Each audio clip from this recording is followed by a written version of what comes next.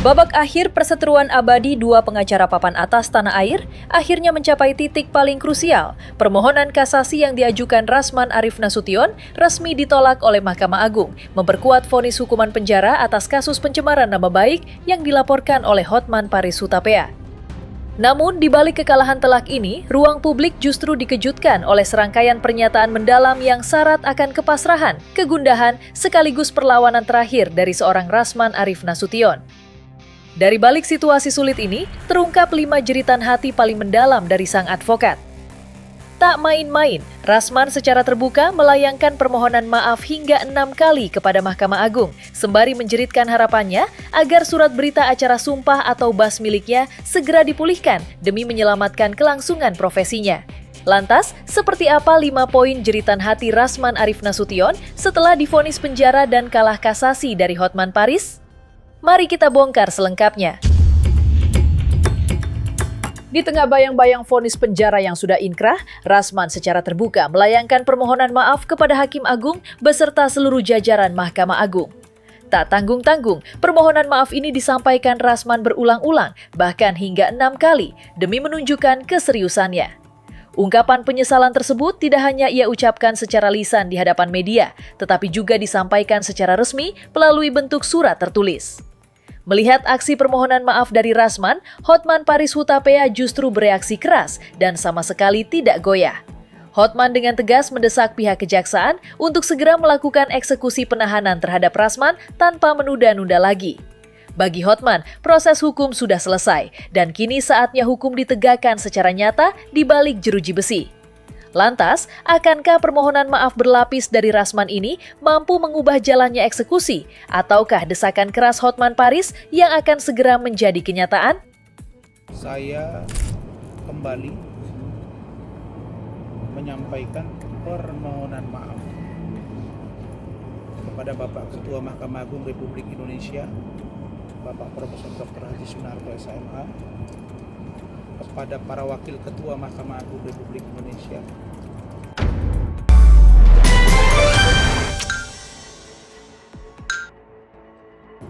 kepada para hakim agung, para hakim yang ada di lingkungan Mahkamah Agung Republik Indonesia, kepada para ketua pengadilan tinggi dan jajaran di lingkungan pengadilan tinggi seluruh Indonesia, kepada ketua pengadilan negeri dan lingkungan peradilan pengadilan negeri seluruh Indonesia, para panitra dan para pegawai.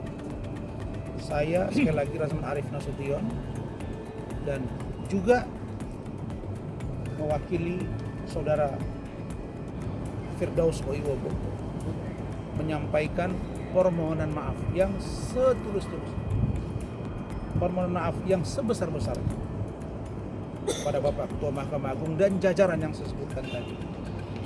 Kiranya apa yang telah terjadi pada bulan Februari tahun 2025 yang lalu bisa dimaafkan. Surat permohonan maaf saya ini, dan permohonan maaf ini sudah yang ke-6 kali. Sudah yang ke-6 kali saya layangkan dan saya tanda tangani langsung.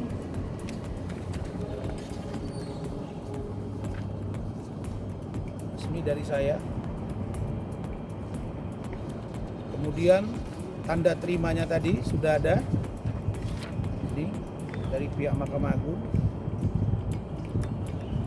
Mahkamah Agung dalam tingkat kasasi perkara pidana dengan terdakwa Rasman Nasution, pengacara Rasman Nasution, telah divonis oleh Mahkamah Agung dalam tingkat kasasi menolak permohonan kasasi dari Rasman Nasution. Mahkamah Agung memutus dalam tingkat kasasi tanggal 13 Mei 2026 yang menguatkan putusan Pengadilan Negeri Jakarta Utara yang menghukum Rasman Nasution 1,5 tahun penjara. 1,5 tahun penjara.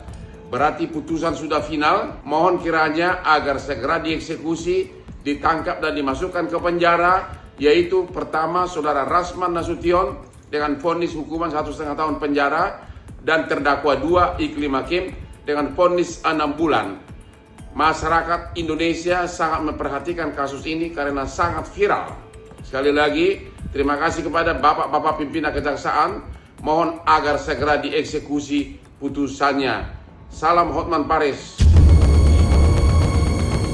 Di tengah situasi pelik ini, Rasman melayangkan jeritan sekaligus desakan kuat agar berita acara sumpah atau surat bas miliknya yang sempat dibekukan bisa segera dipulihkan kembali. Bagi Rasman, memulihkan status keanggotaan advokatnya adalah harga mati agar ia bisa kembali aktif beracara dan membela para kliennya di meja hijau. Kehilangan surat bas sama saja dengan mematikan kaki dan tangannya sebagai seorang pengacara. Disinilah letak pertaruhan terbesar Rasman demi menyelamatkan karir hukumnya yang kini berada di ujung tanduk. Lantas, sejauh mana perjuangan Rasman untuk mengaktifkan kembali status advokatnya di tengah desakan eksekusi penjara yang kian mendekat? Saya merasakan bahwa sampai hari ini berita acara sumpah saya belum diaktifkan. Begitu juga dengan Saudara Firdaus Wiyono. Saya yakin pembekuan berita acara sumpah dimaksud karena sifatnya pembekuan, maka merujuk pada pernyataan Bapak Dr. Yanto, kalau saya nggak salah, selaku juru bicara Mahkamah Agung pada waktu itu, mengatakan bahwa batas waktunya nanti tergantung kepada pengadilan tinggi yang membekukan. Kapan, sampai kapan bisa diaktifkan kembali tergantung. Oleh karena kasus ini sudah menjadi atensi publik, sampai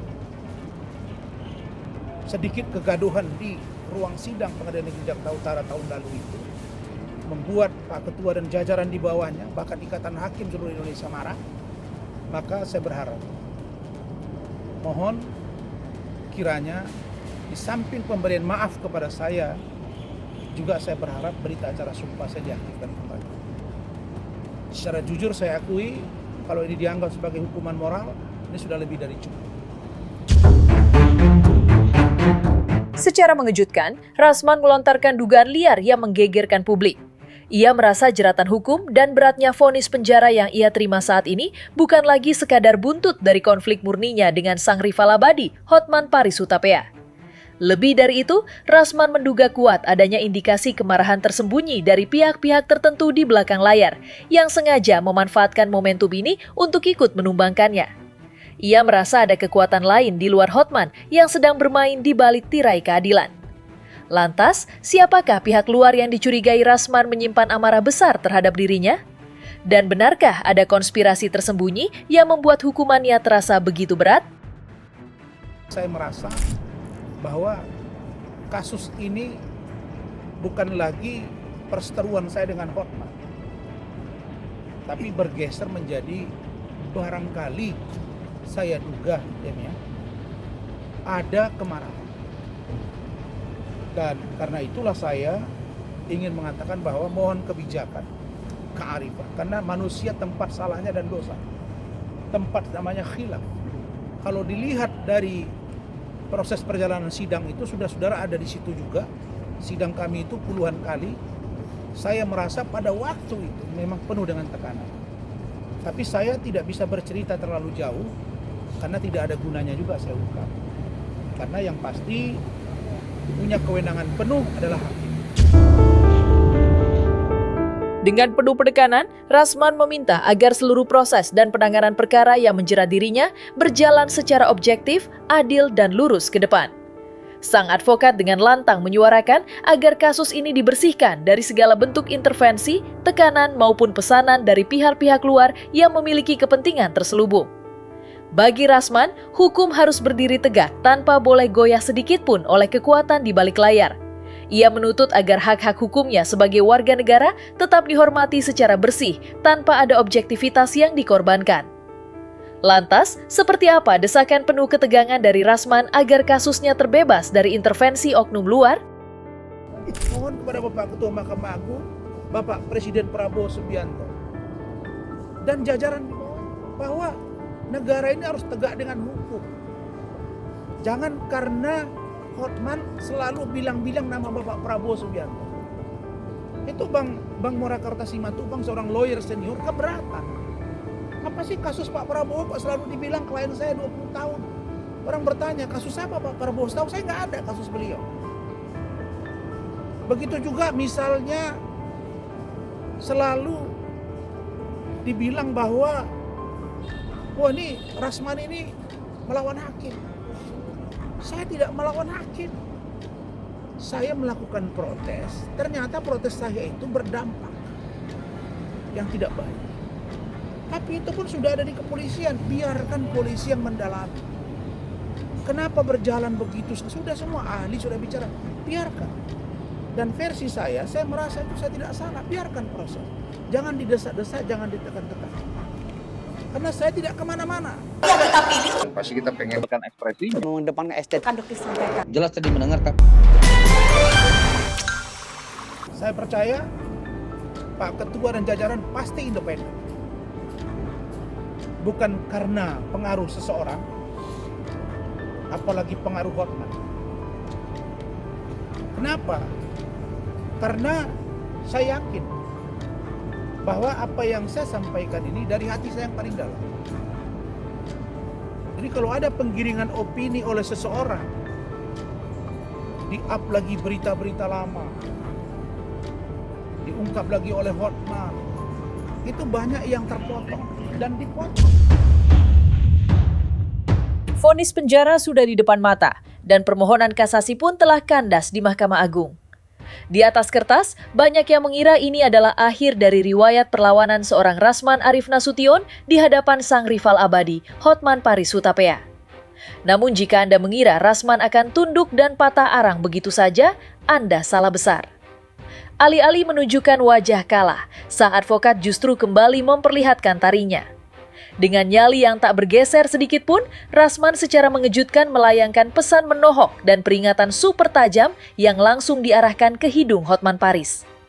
Lantas, seperti apa pesan menohok dan membara yang dilayangkan Rasman untuk membakar telinga Hotman Paris di tengah bayang-bayang jeruji besi? Saya mengatakan bahwa kalau saya dizolimi kita ketemu di akhirat. Ya, kalau saya dizolimi pasti ketemu di akhirat. Kita ini semua bakal mati. Benar nggak? Ketemu di akhirat. Ya, saya mempertanggungjawabkan perbuatan saya. Kalau saya merasa dizolimi atau ada yang menzolimi saya, pasti akan mempertanggungjawabkan perbuatannya. Jadi Hotman ini dia sudah kehilangan kamus. Dia sudah kehilangan bahan. Dia sudah bingung menghadapi Rasman. Ini anak kok tidak kapok-kapok. Karena saya merasa bahwa saya tidak salah. Saya tidak salah dalam hal Hotman. Kenapa saya katakan tidak salah? Karena di awal ketika kasus ini dilaporkan oleh Hotman ke Mabes Polri, muncul di situ persepsi bahkan bahasa dari Hotman, bahasa dari pengacara Iklim Hakim waktu itu Don Kowi mengatakan bahwa itu rekayasa saya. Tidak benar ada surat kuasa dari Iklim Hakim kepada saya atau PT Iklim Aprilia. Tidak benar ada pelecehan seksual. Tidak benar ada pengakuan. Itu rekayasa Rasman. Sehingga membuat saya menjadi tersangka. Tetapi begitu di pengadilan, saudara-saudara menyaksikan sendiri. Walaupun ada sebagian yang tertutup untuk umum, sebagian terbuka untuk umum. Di situ ada pengakuan.